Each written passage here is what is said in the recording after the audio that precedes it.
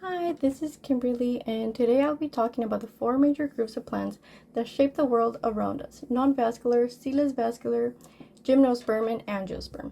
And even though we may not think much of plants, they represent incredible steps in the evolutionary life on land. As the name implies, non-vascular plants lack a vascular system.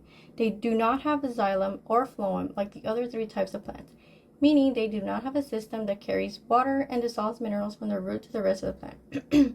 According to Byju's, an educational technology company, some characteristics they have are that they are small in size, they do not possess roots, stems, or leaves. Bryophytes include liverworts, hornworts, and we have true mosses. They reproduce asexually through spores, not seeds. And here we have the life cycle of a moss. And you can see my little pictures. On the other hand, seedless vasculars do have vascular systems. They have vascular tissues for efficient water or nutrient transport, allowing them to grow very tall. They possess true roots, stems, and leaves, but do not carry seeds. Examples of these plants include club mosses, spike mosses, and true ferns. Both seedless vascular and vascular plants rely on water for fertilization, though fertilization may occur without water for vascular plants. Here we have the fern and the club moss, and you can see the fern life cycle. Gymnosperm are unenclosed or naked. In contrast to angiosperm, they are produced by non-flowering plants, but rather in cones. The xylem conducts water and minerals from the roots to the rest of the plant, and it provides structure. The phloem distributes nutrients.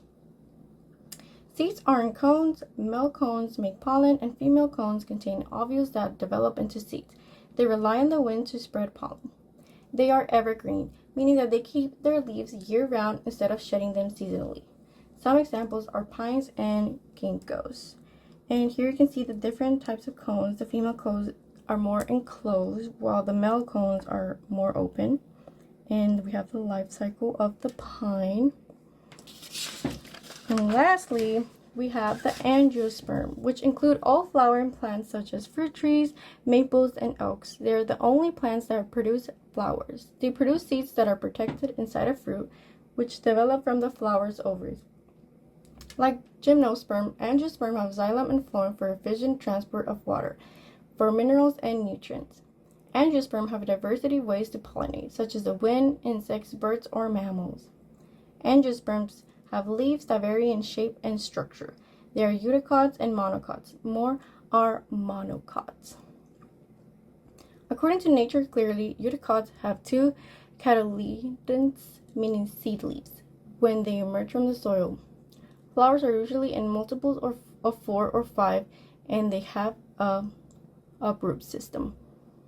Unlike eudicots, monocots only have one cotyledon, meaning they have parallel vines. The flowers part in threes or multiples of threes, and they have fibrous roots. Examples are, we have a lily and we have orchid, who have parallel vines, and that makes them a monocot. And we have roses and a tree, an apple from a tree, that are eudicots. And here we have the life cycle of an angiosperm. It is a little bit more complex than the other plants. But yeah, that was my presentation. Thank you so much.